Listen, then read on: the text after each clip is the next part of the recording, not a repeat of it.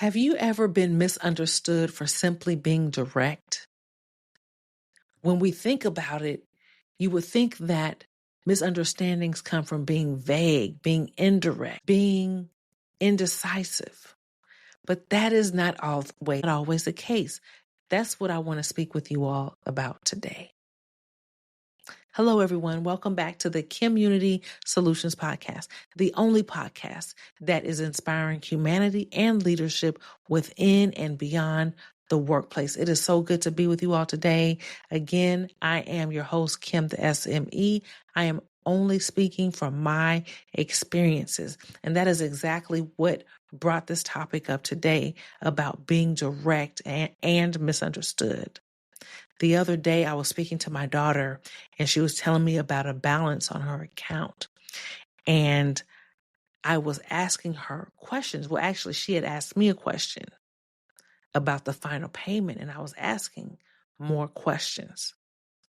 So, what is your payment? Well, I don't know.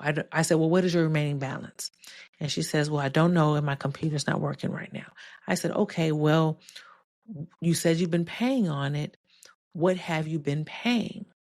And by me asking more details, because I'm trying to give a most accurate answer to her question, she is now becoming offensive. My directness, my questions, my tone are now being misunderstood. It is not because I'm being vague. It is because I'm being direct. Has that ever happened to you?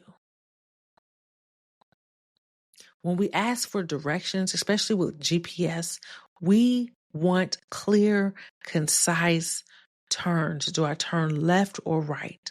What street? How far up do I need to go? Are there detours? We want to know all of the details. But when we are face to face with an actual human, being direct can seem intimidating, can seem offensive, disrespectful even. And this, ladies and gentlemen, is what I want to speak on today. You've heard before, and I'm sure you've said it before. If someone asks you a question and then they respond with a question, you responded and said, are you really answering a question with a question? That's because sometimes more details are needed. In order to prepare for this episode, I really wanted to get a better understanding of what direct was. What does the dictionary say direct means? So the Merriam-Webster dictionary defines direct as to point, extend, or project in a specified time or course, to carry out the organizing, energizing, and supervising of, to train and lead, to impart orally, to show or point out the way. In the word direction, direct is included in there. Direct is the root word in direction. And direction is defined by the Merriam-Webster dictionary as guidance or supervision of action or conduct. It's basically like, it can be seen as management. As I sat and thought about it, I thought about it as I was younger. When I was younger, I grew up in a household where my father was very direct.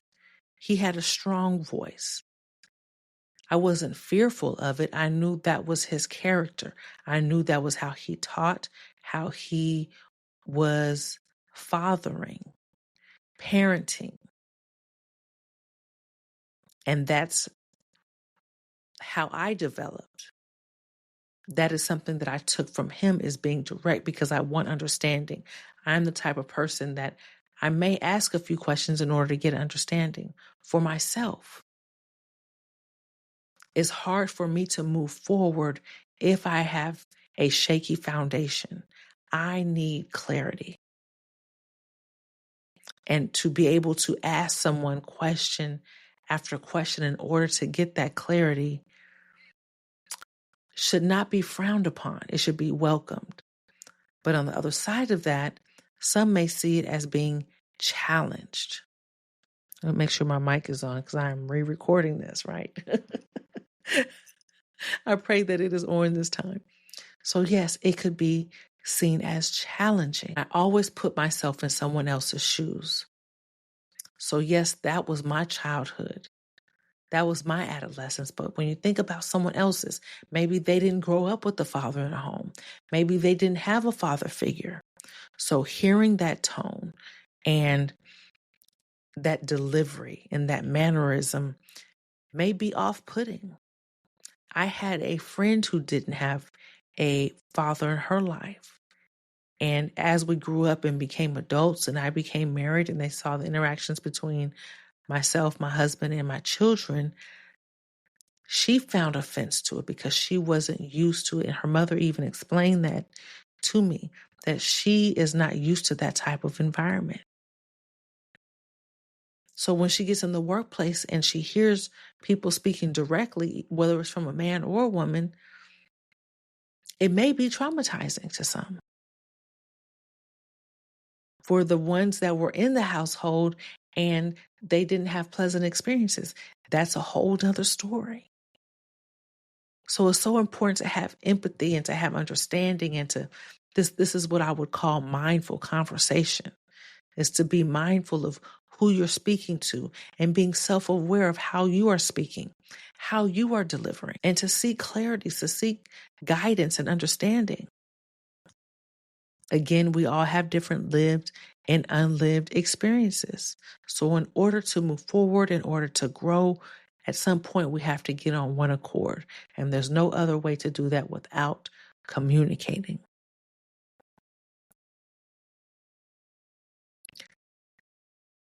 When you're on social media now, or what I've heard recently are two terms.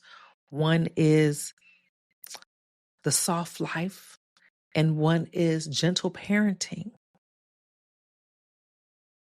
I don't know what the real definition of that, but when I hear it, it is not being so direct, giving the children options, not, I would assume it would be more open-ended conversations or answers. I'm not sure, but the whole point that I'm trying to get to is that everything is so delicate now. Everything is so gentle. Everything is so protected, unnecessarily protected. Just by having a conversation and asking a direct question can be seen as offensive. So what I want to do next is just lay out a few points that I was thinking of that are beneficial for being direct and others that can be detrimental or discouraging. So let's get into that real quick. So the first is that being direct is clarifying. It gives an answer. It gives a response. It's not something that you have to think about any further. It saves time. Being direct, you're not beating around the bush to get to something. You ask a question, it's answered. And then the great part about it is it's dependable and mostly trustworthy, because when that answer is received, they can usually back it up with different examples. And if they don't know, then it's easy to say, hey, I don't know. Well, let me ask you more. Then there's more clarifying questions. And all of that shows me that there is trust, that there is care, there is concern, and they are truly trying to help. They are truly trying to assist. Otherwise, they could have turned and walked away. They could have avoided it, right? Those are all the different ways of not being direct. They could have turned it into a joke and been nonchalant about it. The other side of being direct is that people think that you're being harsh or you're intimidating or you are offensive. It could be considered triggering, like I mentioned before, as far as growing up in a household with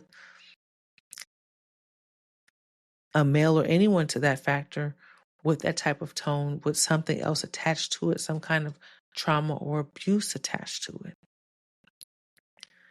Being indirect can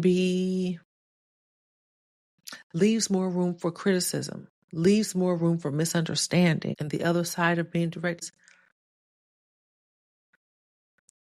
is having to ask more questions in order to get the proper response. So now they feel like they're being interrogated. That's the word that I was looking for earlier. They feel like they're not trustworthy. So what can we do about that?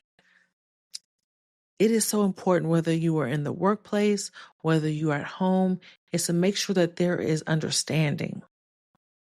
What happens is that we come into contact with people and communicate with people who are not familiar with us. They don't know what to expect. And if it's anything out of their norm, their ordinary, they pull back. They use that against you. And it becomes an unproductive event. So I would say that it's very important, especially when you're dealing with someone or speaking with someone that you don't know how they're going to take your delivery style, especially depending on the question, is to be honest, be clear, set up the groundwork first. Let them know what your intentions are. And you can just say, okay, well, I want to help you. I want to support you. Let me tell you what I think. This is how I look at it. So always set up that intention first. The other thing is that always be open to dialogue. It shouldn't just be a one-sided conversation. And if you see that there's any type of body language or withdrawal from the conversation or snarky remark or avoidance, that's something that you would want to address. And just say, I'm sorry, is everything okay? Was I able to answer your question? Please let me know if there's anything else you need. Be open to feedback. You want to make sure that what you said was understood in the same way that you intended and not leave it for someone else's interpretation. And that's where miscommunications occur. In the workplace, it is detrimental to the future of the relationship, to the responsibilities, and to the outcome. Because number one, it reduces productivity. That person is no longer going to give forth their 100% if they were giving that at the beginning. They are less likely to come back and give you innovative ideas and ideas for more efficiency and room for growth. They're going to be avoidant of you. They are going to hold back. So it is so important to make sure we all do our part in having mindful conversation, which is having that empathy, being more self-aware, and having clarity, being as clear as possible with those that we are speaking to. I hope this is helpful for you. I really want everyone that's listening that has ever been direct with someone in their communication style and been negatively impacted. How have you changed? How have you tried to correct that? Do you feel that there is need to correct it? Or maybe you feel like you didn't do anything wrong, nothing needs to be changed on your part. Please share that in the comments so we all have a better understanding. This show is called, this episode, this podcast, this business is called Kim Unity Solutions. And it's about us all coming together, sharing our perspective, finding out what works, what doesn't work, and really creating solutions that actually have people in mind. people in mind, how would you resolve it? How have you resolved it? What is it that you do not like about direct conversations? How do you become offended? When you think back to the root of the problem, why is that? What happened in your past? What are you used to? Maybe you were raised by a soft-spoken grandmother. Maybe the people that you used to seek advice from didn't answer or responded with a question to give you room to think instead of always having an answer for you. That's a totally different perspective. So please leave your thoughts in the comments. Please leave your experiences in the comments. I would love to learn from you and for everyone else to share so we all can learn from each other. I am your host, Kim, the SME. It is great speaking with you all. I hope that you are more mindful as you step into different conversations of tomorrow and really think about what you are saying, but also looking into who you're speaking to and what their body language says and what their response is and what their feedback is and how you accept that, how your communication can be received as negative.